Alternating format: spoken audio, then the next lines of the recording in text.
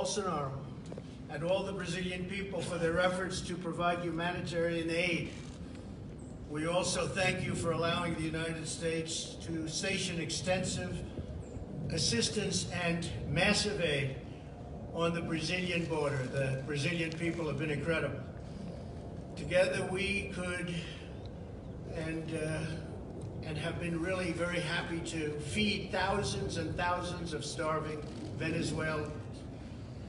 The Venezuelan people have appreciated it, and if the Maduro forces would step aside, it could be a truly great and successful humanitarian project.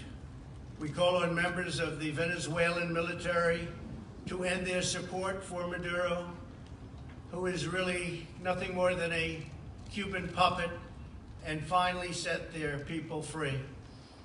The United States and Brazil are also united in support of the long-suffering people of Cuba and Nicaragua. The twilight hour of socialism has arrived in our hemisphere, and hopefully, by the way, it's also arrived, that twilight hour, in our great country, which is doing better than it's ever done economically. The last thing we want in the United States is socialism. So President Bolsonaro, I will tell you that we'll be consulting and talking a lot.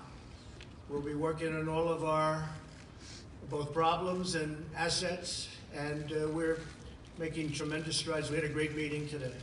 As I told President Bolsonaro, I also intend to designate Brazil as a major non-NATO ally, or even possibly, if you start thinking about it, maybe a NATO ally.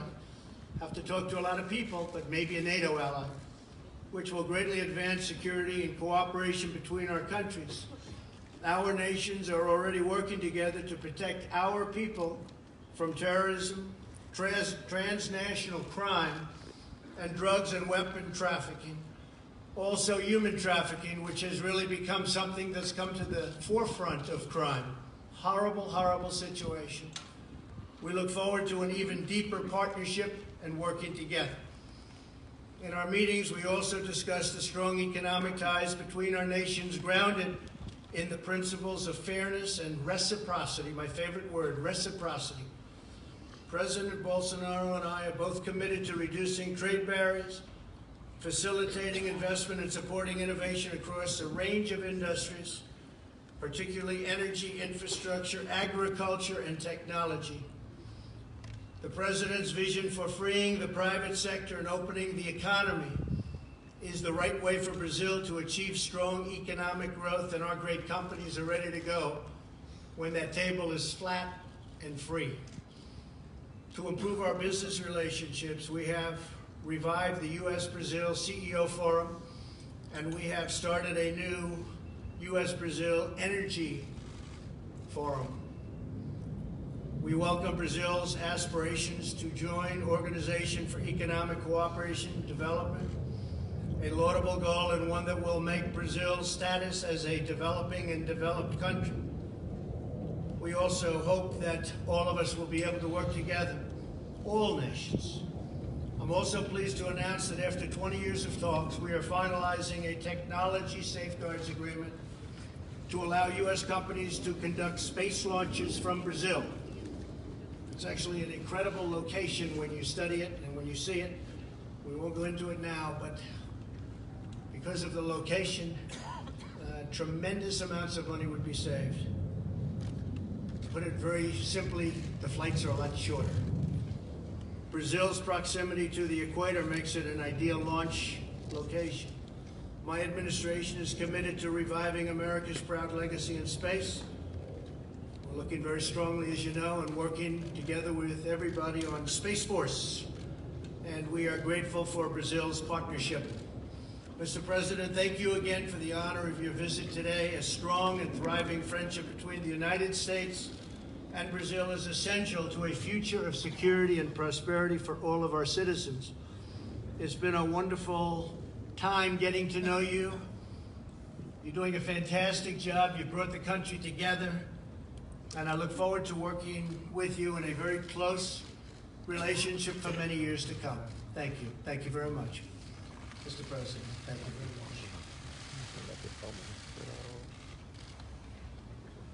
Excelentíssimo senhor Donald Trump, presidente dos Estados Unidos da América, meus ministros, integrantes de delegações dos estados e do Brasil, senhoras e senhores profissionais da imprensa, senhoras e senhores,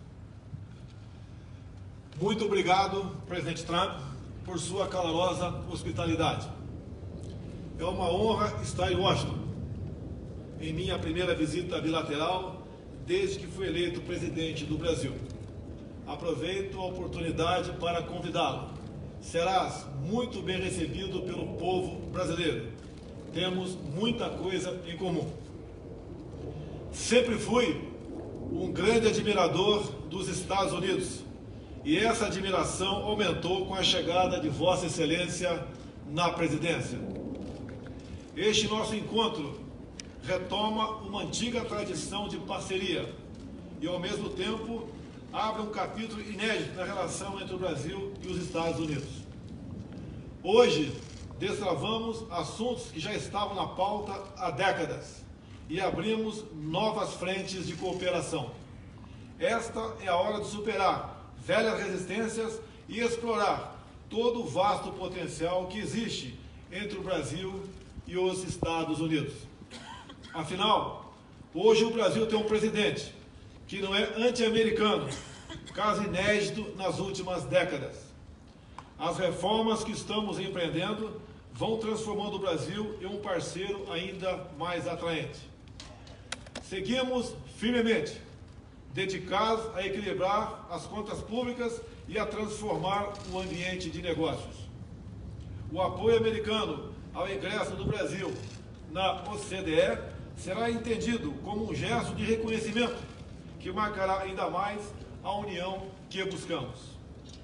O setor privado de ambos os países tem que continuar a ser protagonista em nossas relações. Por isso, reativamos o Foro de Altos Executivos Brasil e Estados Unidos. Temos também, como prioridade, o lançamento de um fórum de energia com ênfase em óleo, gás e outras fontes. Como sinal deste governo, o governo brasileiro concedeu a isenção de visto para cidadãos americanos para estimular o turismo e os negócios. Na vertente da defesa e da cooperação espacial, assinamos o acordo de salvaguardas tecnológicas, o que viabilizará o centro de lançamento de Alcântara. A cooperação militar também tem se ampliado, na busca de parcerias em sistemas de defesa. As atividades de ciência, tecnologia e inovação podem ocupar espaço cada vez maior em nosso relacionamento. Daí nossa proposta de um fórum de inovação Brasil-Estados Unidos. O combate ao terrorismo e ao crime organizado é questão de maior urgência para os nossos povos. Decidimos fortalecer o Fórum Bilateral de Segurança e fazermos mais contra a lavagem de dinheiro e o narcotráfico. O restabelecimento da democracia na Venezuela é de interesse comum dos nossos governos. O regime ditatorial venezuelano faz parte de uma coligação internacional, conhecido como Foro de São Paulo, que esteve próximo de conquistar o poder em toda a América Latina. Pela via democrática, nos livramos deste projeto no Brasil. Encerro dizendo que o Brasil e os Estados Unidos também estão irmanados na garantia das liberdades, no respeito à família tradicional, no temor a Deus, nosso Criador, contra a ideologia de gênero, o politicamente correto e as fake news. Inspirando-me em Ronald Reagan, quero levar para o Brasil a sua forma de administrar, resumida na seguinte frase de sua autoria: o povo deve dizer o que o governo pode fazer, e não o contrário. Os Estados Unidos mudaram em 2017 e o Brasil também começou a mudar em 2019. Estamos juntos para o bem dos nossos povos.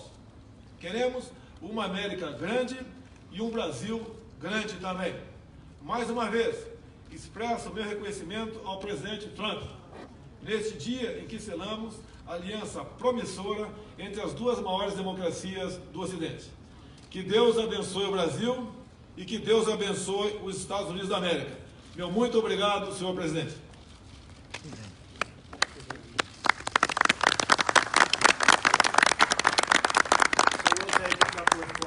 Roberta Rampton, please. Roberta. Reuters. Thank you very much, Mr. President. On Venezuela, you did the tough sanctions and you sent the aid, but it seems like Maduro is no closer to leaving. And I'm wondering if you're getting worried about losing momentum, and how long are you being told that this is going to take? I'm not being told any specific time. They've been there a long time, between him and his predecessor.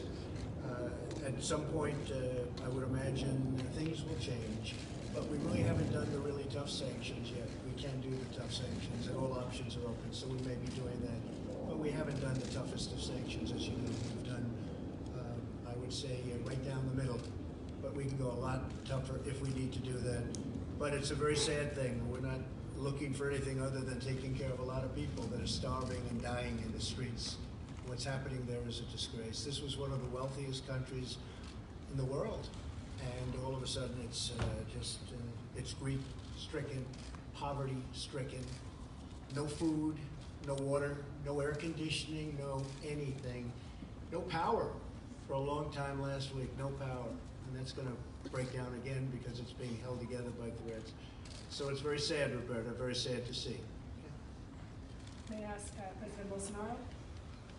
President Bolsonaro, are you open to the idea of allowing a U.S. base or U.S. military personnel and military presence in Brazil to provide support on the border with Venezuela? And is that something that you talked about with President Trump today? Discutimos a possibilidade de o Brasil entrar como um grande aliado extra-OTAN.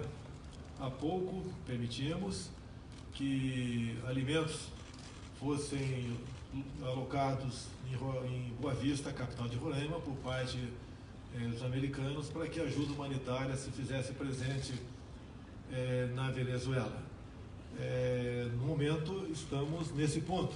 Agora, o que for possível fazermos juntos para solucionar o problema da ditadura venezuelana, o Brasil estará a postos para cumprir essa missão e levar liberdade e democracia àquele país que há pouco era um dos países mais ricos da América do Sul, e hoje o povo passa fome, sofre violência, sofre com falta de medicamentos, uma coisa terrível que acontece lá, e nós temos que somar esforços, sim, para botar um ponto final nessa questão que é ultrajante para o mundo todo.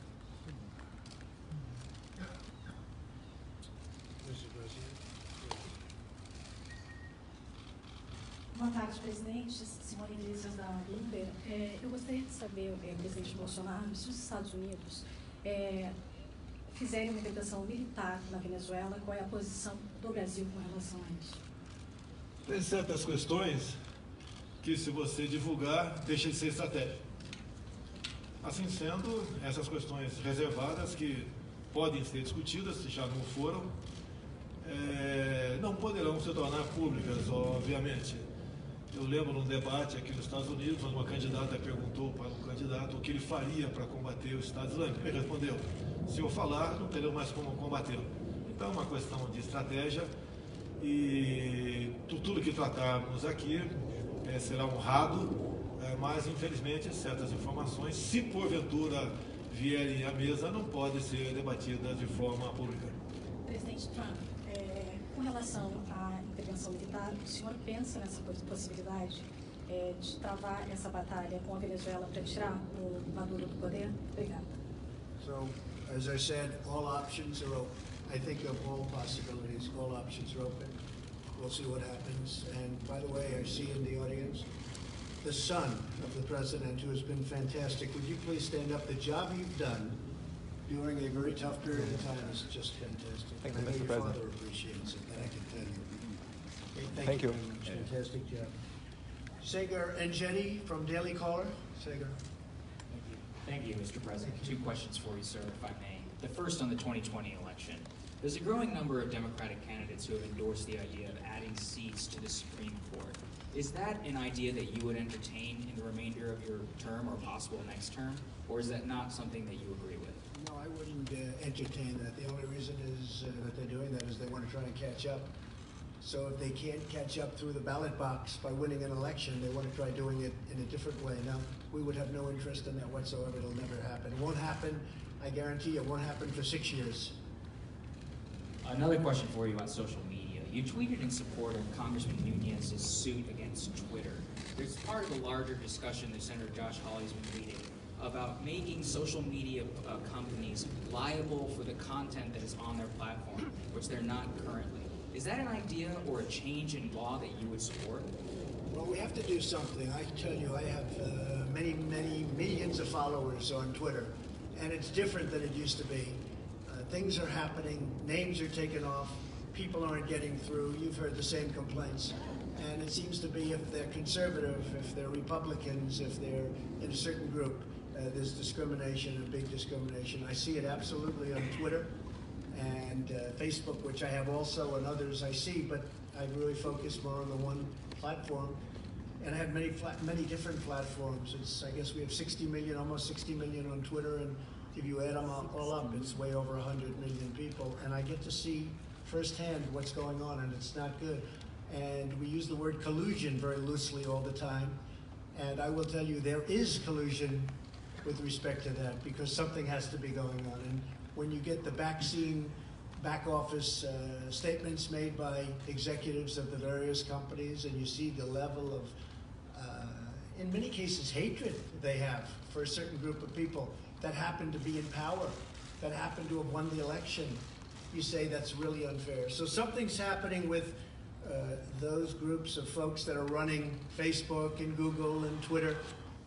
And I do think we have to get to the bottom of it. It's very fair. It's collusive, and it's very fair to say that we have to do something about it. And if we don't, you know, the incredible thing is that we can win an election, and we have such a stacked deck. And that includes networks, frankly. You look at the networks, you look at the news, you look at the newscasts. I call it fake news. I'm very proud to hear the president use the term fake news. But you look at what's happening with the networks, you look at what's happening with different shows, and it's hard to believe we win. But you know, I'll tell you what it really shows. The people are smart. The people get it. They'll go through all of that, whatever it is they're fed, and in the end they pull the right lever. It's a very dangerous situation. So I agree. I think something has to be looked at very closely. Thank you, sir. President Bolsonaro. And another question on the 2020 election. If a number of the Democrats who are running to replace the president have embraced or have considered socialist ideas, you've spoken critically of that in the past. If a socialist or a candidate who embraced socialism would replace the president, how would it affect your relations with the United States? É assunto interno, respeitaremos o resultado das urnas em 2020, mas eu acredito piamente na reeleição de Donald Trump. O povo que o apoiou no passado, assim como foi feito comigo,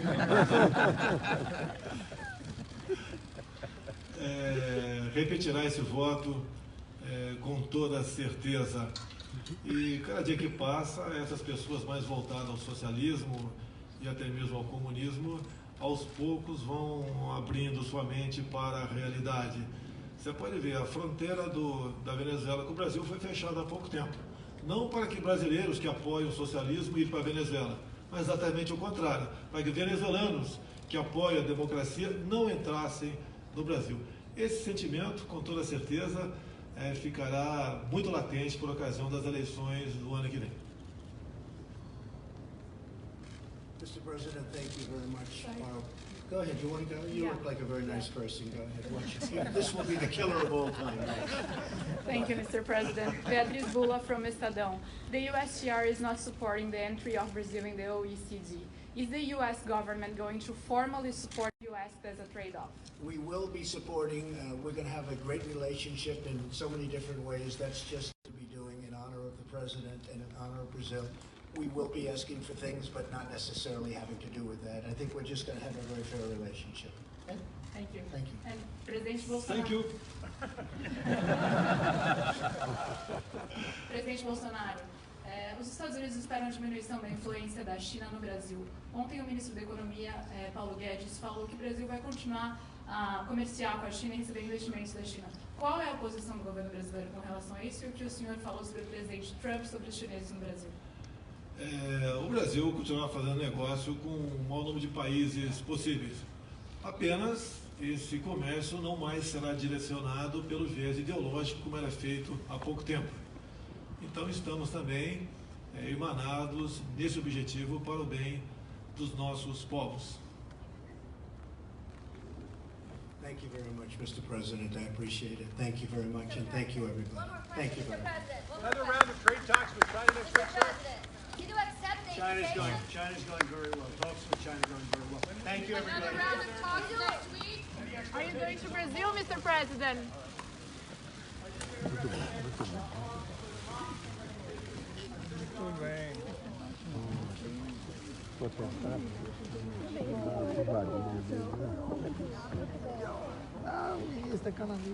Tem que ser tudo combinado. Até as meninas que foram responsáveis. Mas só o senhor sabe que foi um sorteio, né? Ah, foi A gente sorteou. Filmagem e tudo para não dar problema. General, A gente conversa. tudo bem?